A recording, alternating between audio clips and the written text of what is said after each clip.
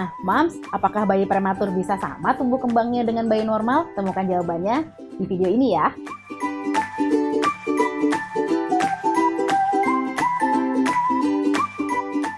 Hai Moms, ketemu lagi dengan saya Dr. Kania Ayu Paramastri, spesialis anak. Kali ini kita akan membahas tentang seputar masalah kesehatan anak. Jangan lupa pencet subscribe dan tombol loncengnya ya.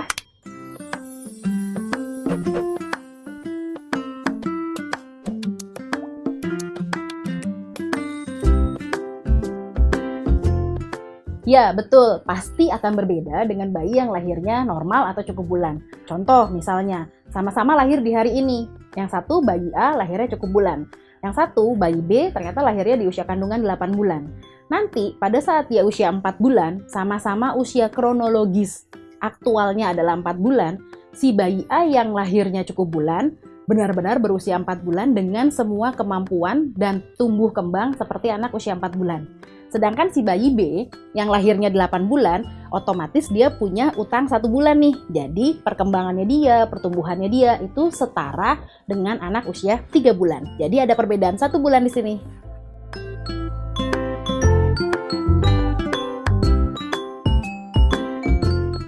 Oke, jadi itu yang kita sebut sebagai usia koreksi. Gimana sih cara ngitung usia koreksi?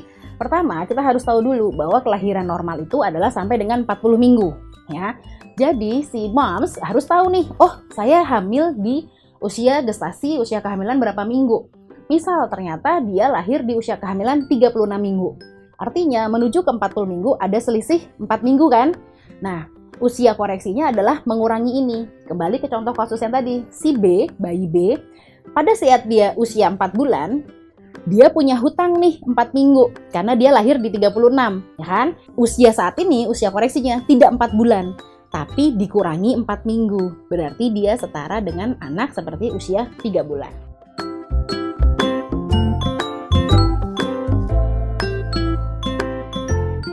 Oke, jadi pertama, bayi yang dilahirkan kurang bulan tetap bisa bertumbuh dan berkembang secara normal, tapi mengikuti usia koreksinya, yaitu mengurangi masa prematurnya.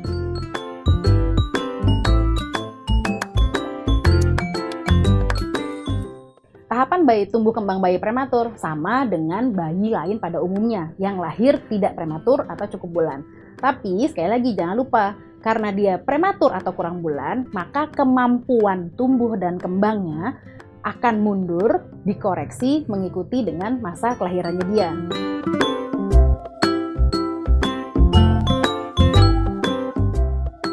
Oke, jadi bukan berarti mentang-mentang bayi prematur itu memang lebih lambat atau lebih muda seolah-olah usianya dibandingkan lahir normal.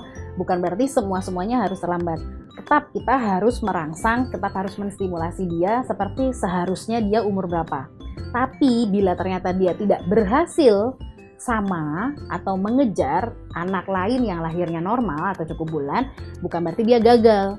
Karena memang secara usia dia lebih muda daripada si anak yang lahirnya normal tadi. Gitu.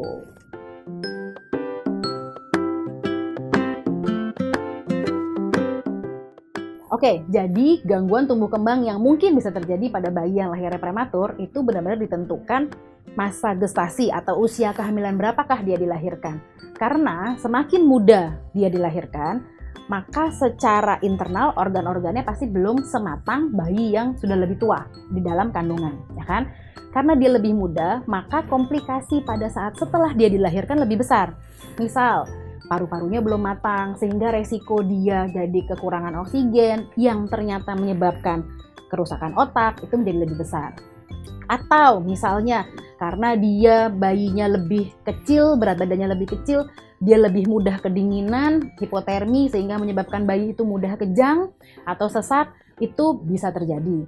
Atau karena dia lahir dengan berat badan yang lebih kecil menyebabkan si bayi mudah mengalami kekurangan kadar gula atau hipoglikemi, menyebabkan otak menjadi resiko kejang, ada kerusakan di otak, maka komplikasi yang bisa terjadi dari beberapa kemungkinan kejadian karena dia lahir prematur, itulah yang akan menentukan prognosis ke depannya apakah anak ini, bayi lahir prematur ini, bisa catch up atau bisa sama dengan bayi yang lahirnya normal.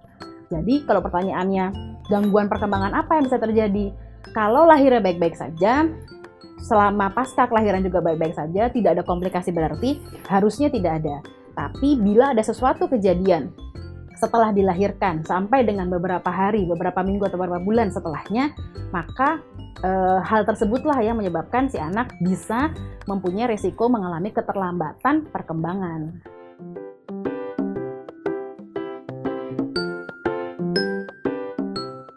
Merawat bayi prematur di rumah untuk moms, nggak usah khawatir, tapi memang betul ada beberapa hal yang harus kita perhatikan dengan lebih ketat.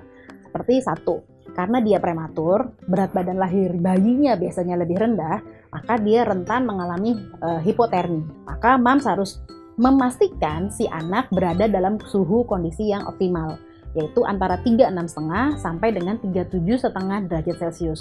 Bagaimana caranya? Terbaik adalah skin to skin contact. Moms di rumah bisa menggunakan Kangaroo Mother Care. Jadi kulit bayi dan kulit moms atau kulit dad atau kulit eyangnya itu bisa bersentuhan sehingga tubuh kita memberikan kehangatan kepada si bayi prematur. Satu. Kemudian yang kedua, lagi-lagi karena berat badannya lahirnya lebih rendah dan kemampuan motornya untuk menghisap atau menyusu itu lebih lemah daripada bayi yang lahirnya cukup bulan, maka resiko kedua adalah terjadinya hipoglikemi, kekurangan kadar gula, karena kemampuan mengenyot susunya tidak sekuat bayi normal. Nah, untuk itu moms harus memastikan kecukupan minumnya, berapa mili dia harus minumnya, berapa kenaikan berat badannya. Nah, kemudian yang ketiga adalah bayi yang lahir prematur atau kurang bulan itu risiko mengalami SIDS, Sudden Infant Death Syndrome atau kematian mendadak yang tidak diketahui sebabnya lebih tinggi. Jadi pengawasan ketat terhadap kondisi si bayi itu harus dilakukan oleh moms di rumah. Jangan lupa pemantauan suhu dan pemantauan kecukupan nutrisi dan minum dari si bayi.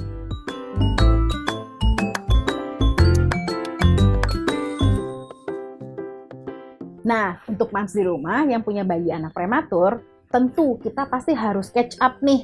Sebelum dia mencapai usia 2 tahun, tumbuh kembangnya harus kita kejar setara atau minimal menyusul mendekati bayi lahir normal. Ingat, sampai 2 tahun ya.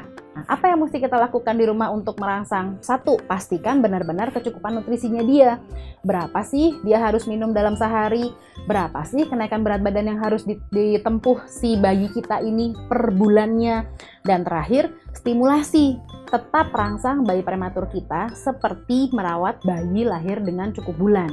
Tetap ajak bicara, ajak bernyanyi, ngobrol, kita masas, pijat bayi, kita elus-elus, dan perangsangan stimulasi lain seperti layaknya kita merawat bayi normal biasa. Sehingga harapannya dia bisa meng-catch up dan mengejar ketertinggalan sehingga sama dengan bayi lahir normal lainnya. Nah, moms, udah lihat kan videonya?